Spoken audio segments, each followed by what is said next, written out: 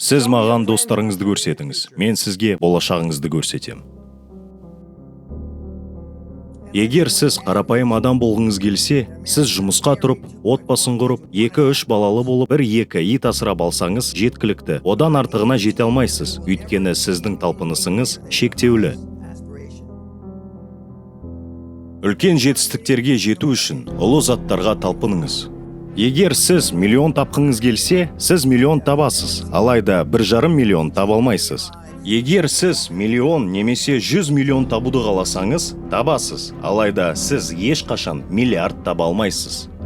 Егер сіз миллиард адамның өміріне ықпал ете алсаңыз, сіз миллиардер боласыз. Құнды нәрсе жасаңыз. Қолыңыздан неге ештеңе келмей жатқанын білгіңіз келе ме? Сіз араласатын айналаңыздағы адамдарға қараңыз. Мен баймын, өйткені көп адамдардың жасауға ерінетін істерін жасаймын. Сіз нені жасау керектігін жақсы білесіз, алайда оны жасауға еріншектік танытасыз. CNN негізін құрушысы Тед Тернер пәтері болмағандықтан 10 жыл бойы кеңседе түнеген. Билл Гейтс, Илон Маск, Стив Джобс та кеңседе түнеген. Бұл тізімді шексіз жалғастыра беруге болады. Қазір бұл адамдар әлемдегі ең бақуатты әрі танымал тұлғалар. Мен де кеңседе түнедім. Көп адамдар осындай тәуекелге баруға жүрексінеді. Сіз кеңседе түнегіңіз келмесе, тым болмаса, өзіңізге балаларымды ең жақсы мектепке оқытамын деп мақсат қойыңыз. Анаңыз егде тартқан шағында сізде оған ең жақсы күтім көрсете алатындай мүмкіндігіңіз болу қажет. Ол мол қаражатты талап етеді. Балаларыңызға көп ақша емес, көп мүмкіндіктер сыйлауға тырысыңыз. Менің балаларым мен өмірден өткен соң, менің миллиард қаражатымнан 1 цент те ала алмайды. 2 балам бұл жағдайға сабырмен қарайды, ал 3-ші балама бұл ұнамайды. Айтпақшы, әлемдегі ең бай әрі ең табысты кәсіпкерлердің бірі Эндрю Карнегидің мынадай сөзі бар. Балаға берілген ең керемет мүмкіншіліктердің бірі оның кедейшілікте туылуы. Кедейлік аңсау мен ұмтылысты тудырады. Менде осындай тәжірибе болды. Мен проблемалы бала болдым. Мен үлкен қиындықтарға тап болдым. Менің әкем полиция қызметкері болғанына қарамастан бірнеше рет қамауға алындым. Содан кейін мен Канаданың офицерлер мектебіне ерікті болдым. Бұл 1966 жылы Вьетнам соғысының нағыз өршіп тұрған шағы еді. Бұл оқиға менің өмірімді өзгертті. Жаңа тәжірибе, жаңа орта таптым. Fortune Global 500 тізіміндегі барлық бас директорлардың 3/2-сіне ортақ бір нәрсе бар. Ол әскерде болған жылдар. Олардың көпшілігі әртүрлі жекпе-жек өнермен айналысады. Әскер мен жекпе-жек өнері нені үйретеді? Тәртіп пен зейінге үйретеді. Қазір қолыңызда бар нәрсемен нөлден бастап көріңіз. Кемелдікке тоқталмаңыз. Кемелдік паралич. Егер мысалы инженерлер өз сызбаларын үнемі жетілдіріп отырса, онда бірде-бір машина ешқашан конвейерден шықпас еді. Ғаламтор бизнесінде бәрі бірдей. Ғаламтордағы жастар үнемі бір нәрсені тексеріп отырады. Оларға жақсы жабдық қажет. Олар сайттың әдемі көрінгенін, өнімнің жақсы болғанын қалайды. Қолда бар нәрседен бастаңыз. Ғаламтордағы ең керемет нәрсе жедел нәтижелер. Сіз өнімді бірнеше күн ішінде іске қосып, оның адамдарға ұнайтынын немесе ұнамайтынын бірден біле аласыз. Егер ол ұнамаса, жаңасын жасаңыз.